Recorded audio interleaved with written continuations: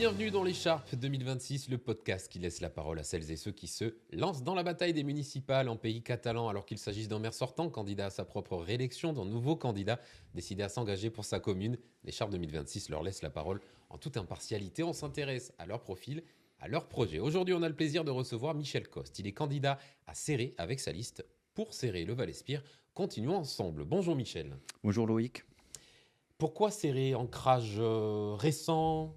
Alors, pas si récent que ça. Alors, je suis un enfant de Céré, un enfant du Val-Espire. Je suis né Ancrage d'enfance alors. Ouais, je suis né il y a 58 ans à Céré, bon, même si j'ai fait mes études à Montpellier. Et je suis un amoureux de cette ville depuis toujours. Et je me suis lancé dans l'action publique en 2008 déjà sur Céré. Je m'étais présenté sur une liste avec un ancien préfet, Jean-Paul Coste, et avec des candidats qui sont présents encore aujourd'hui avec moi, qui m'ont suivi. On s'est représenté en 2014. Et en 2020, on a eu la chance d'être élu et de pouvoir œuvrer pendant ces 6 ans pour la ville de Céré. Vous connaissez donc la ville de Céré comme... Je la connais par cœur. Voilà. Quel est l'endroit que vous montreriez en tout premier à Céré à des personnes qui ne connaissent pas la ville?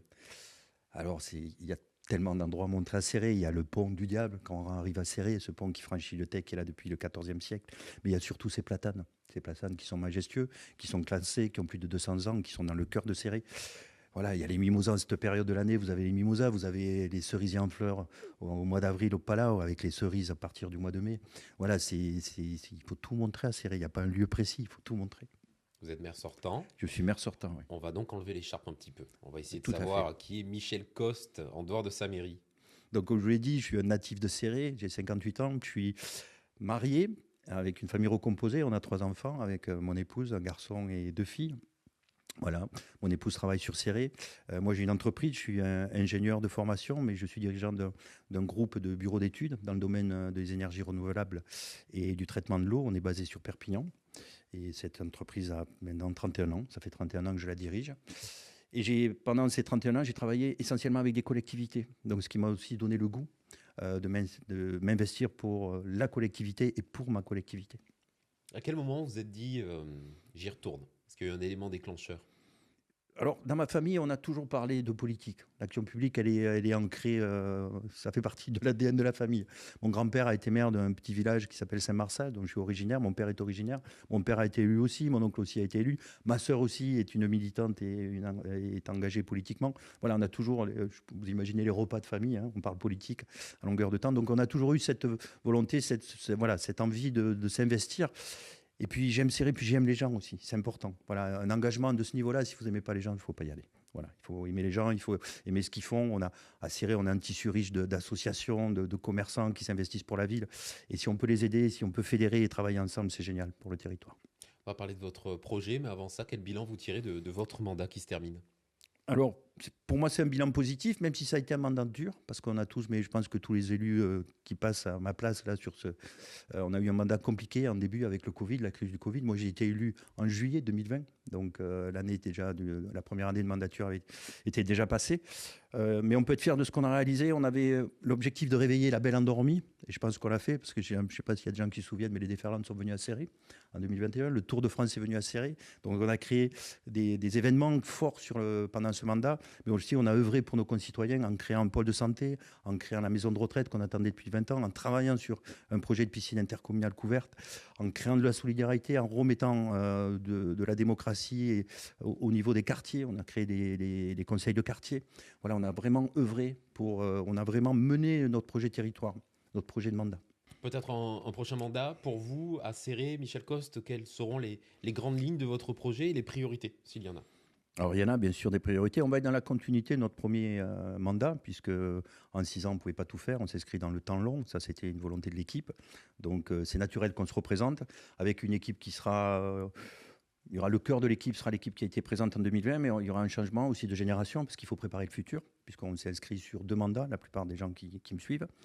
Et on va continuer sur cette volonté de faire de Céré le pôle d'attractivité du Val-Espire et de la vallée du Tech, en se concentrant sur le pôle santé, puisque vous savez, dans nos secteurs ruraux, la santé fait défaut. Donc, il faut qu'on soit moteur là-dessus. On travaille avec donc la région, le département, mais aussi avec la clinique privée qui est en place, avec le groupe Elsan. Donc, on est en train de structurer le pôle de santé.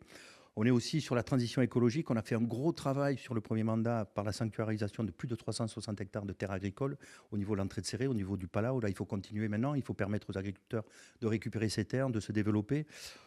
Il y a aussi l'économie, qui est un enjeu fort. Sans économie, nos territoires ne vivent pas, se meurent. Donc, il est important qu'on continue à développer l'économie. On a pu faire venir Cap Dona. Maintenant, il faut aller chercher d'autres pépites sur le territoire. Ne pas oublier que c'est un territoire quand même qui a un passé industriel et qui est encore industriel, avec des pépites comme Diambouchage, comme Stérimed. Il faut les conforter dans leur développement.